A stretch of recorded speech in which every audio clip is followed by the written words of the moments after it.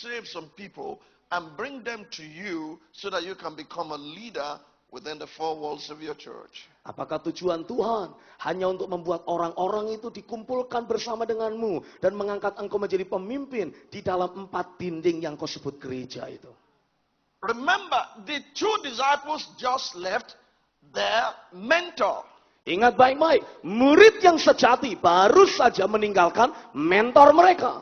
If you like their pastor, Kalau engkau menyukai gembala mereka, and they followed Jesus, dan kemudian mereka mengikuti Yesus, and you would think that Jesus would be so excited. dan kau berpikir Yesus akan jadi begitu antusias. At last I have people following me Wah, now. sekarang aku memiliki orang yang mengikuti aku. He turned back to them and said, what do you seek? Yesus berpaling kepada mereka dan bertanya, apa yang kamu cari?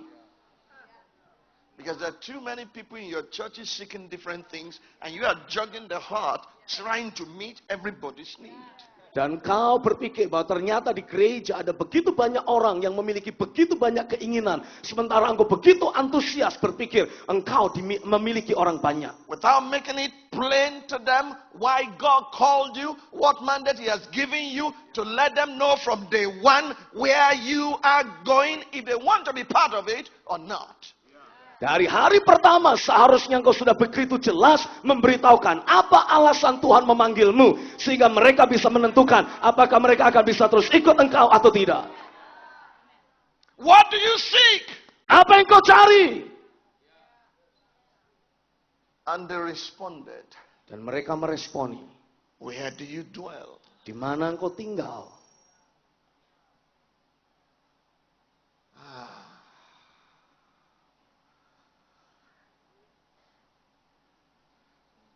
Question jumped question. Pertanyaan menciptakan pertanyaan lain. We are not seeking healing. Kita tidak mencari kesembuhan. We are not seeking deliverance. Kita tidak mencari kelepasan. We are not seeking prosperity. Kita juga tidak mencari kemakmuran. We are seeking nothing. Kita tidak mencari apa-apa. Where do you dwell? Di mana engkau tinggal? Now, if where Jesus was dwelling was a popular place, there will be no point asking the question. Seandainya Yesus tinggal di sebuah tempat yang sudah populer, mereka tidak akan mengajukan pertanyaan itu. You know how the prophet Isaiah described him? Tahukah saudara apa yang dinyatakan oleh Nabi Yesaya? He said, you God of Israel, you are God who hides yourself. Dikatakan engkau Allah Israel yang menyembunyikan dirimu. Out of mercy. Dari belas kasihan. Because He will wipe idolaters out with their idolatry. Karena Dia akan menyingkirkan berbagai macam berhala dari para penyembah berhala. You are God who hides yourself. Engkau adalah Allah yang menyembunyikan dirimu. Do you know He created Mount Everest? Tahukah engkau Dia yang menciptakan Gunung Do Everest? you know He created Mount Kilimanjaro? Dia juga yang menciptakan Gunung Kilimanjaro. Do you know He created the Atlantic and the Indian Ocean and the Gulf Sea? Dia juga yang menciptakan Lautan Atlantik. Have you ever seen His photograph in front of any of them? Tapi pernahkah engkau melihat Dia ada di salah satu tempat itu dan difoto? If you build a small place, Kalau engkau membangun satu tempat kecil, 100 square meter, 100 meter persegi, anybody that shows up will know who built it. semua orang akan langsung tahu siapa yang membangunnya. From the door to the room, to the kitchen, to the toilet, to everywhere, your picture will be everywhere. Semua orang akan langsung lihat karena mereka akan lihat fotomu ada di mana-mana. I'm not saying it's wrong. I'm just letting you see the difference between us and Him. Saya hanya ingin menunjukkan perbedaan antara kita dengan Tuhan. I do not know how the Lord lived for the first 30 years. Saya tidak tahu bagaimana Tuhan tinggal dan hidup dalam 30 tahun yang pertama hidupnya. I knew from the moment He was in the womb, till the time He was born, till the time He was 30, He was always God. Dari sejak Dia dalam kandungan, ketika Dia dilahirkan, ketika Dia berumur 30 tahun, Dia tetap Allah. He didn't perform a single miracle. Dia tidak melakukan satu mujizat pun. In fact, He spent 18 years at the carpenter's shed Bahkan selama 18 tahun Dia menjadi tukang kayu. to become the carpenter. Untuk menjadi seorang tukang kayu. In Mark chapter 6, He said, is this not the carpenter? Dalam Markus pasal 6, orang-orang menyebut, bukankah Dia si tukang kayu itu?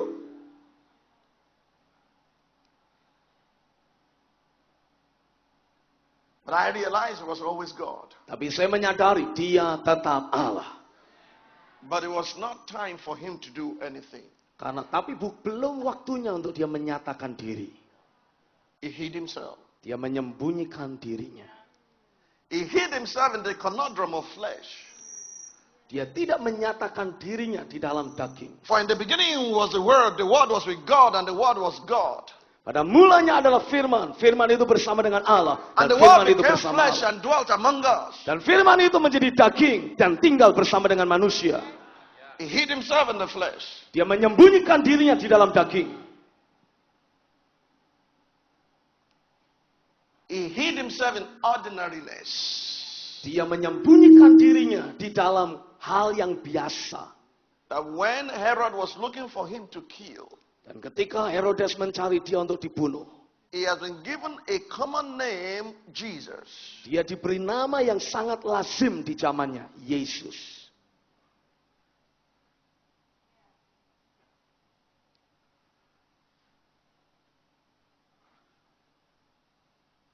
When they took the baby to the gate, Ketika mereka membawa bayi Yesus di pintu gerbang, immigration and security, what's his name? They said Jesus. And let him mungkin go. serdadu-serdadu bertanya, siapa nama anak ini? Yesus. Ya udah biasalah. Because the prophet said his name will be called Emmanuel. Karena menurut Nabi, namanya akan disebut Immanuel. God changed the name of his son deliberately so that Herod would not kill him. Tuhan sengaja mengubah nama anaknya supaya Herodes tidak bisa membunuh dia. And made that ordinary name a name that's above all names. Tapi namanya dibuat menjadi jauh lebih tinggi dari semua nama yang lain.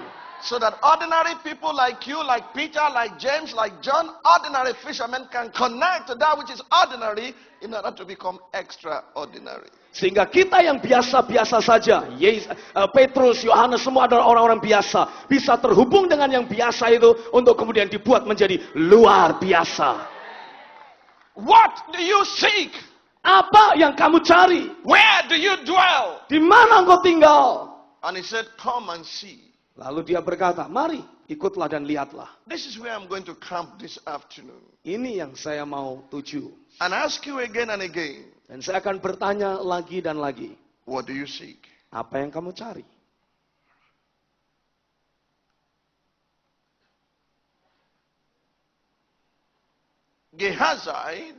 Gehazi followed Elisha. Mengikuti Elisa.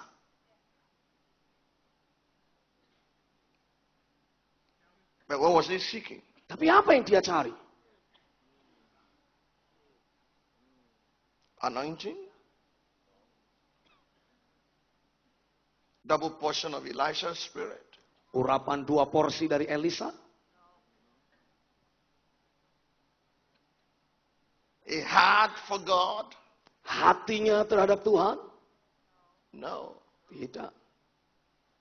Cash. Uang yang dicari. Naaman came all the way from Syria Naaman datang dari Syria to get a miracle untuk mendapatkan mujizat that he could not find in Syria. yang tidak bisa dia temukan di Syria. And after he was persuaded by his servant to go dip himself in the river, Dan setelah didesak oleh hamba-hambanya untuk membenamkan diri di sungai Yordan, his leprosy was healed. tiba-tiba kustanya sembuh. He came to offer the prophet money. Dan kemudian mencoba memberikan uang kepada Nabi Tuhan. And the prophet said, I will not give you opportunity to purchase it. Lalu kemudian Nabi Tuhan berkata, aku tidak akan pernah memberi kesempatan untuk engkau membeli mujizatmu. Pergi saja. Do you know Elisha did not go to him? Tahukah saudara, bukan Elisa yang mencari atau menemui Naaman. Elisha sent his servant Elisa hanya mengutus to hambanya go tell Naaman what to do. untuk memberitahu Naaman apa yang harus dia lakukan. Naaman was so angry. Sampai-sampai Naaman marah besar. Are there no better rivers in Syria? Memangnya tidak ada sungai yang lebih bagus di Syria? I wish you would come and hit the place and recover me of this leprosy. Oh, saya mengharapkan Elisa yang datang lalu kemudian dia sentuh saya dan kusta saya sembuh. And Naaman's servant told Naaman what some servants should tell their pastors. Dan pembantu Naaman mulai mendekati Naaman dan memberitahukan sesuatu yang seluruh pembantu Gembala akan memberitahukan kepada gembalanya.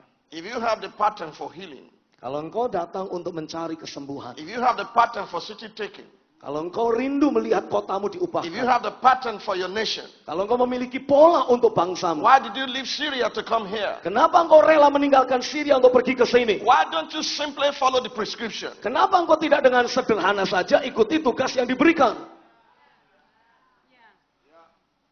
You know, pastors don't like bringing members of their congregation to meetings like this. Saudara tahu alasan kenapa banyak gembala tidak mau mengajak jemaatnya ke pertemuan-pertemuan seperti ini? Because the errors of their teaching will be exposed. Karena kesalahan doktrin yang selama ini mereka ajarkan akan langsung terbongkar.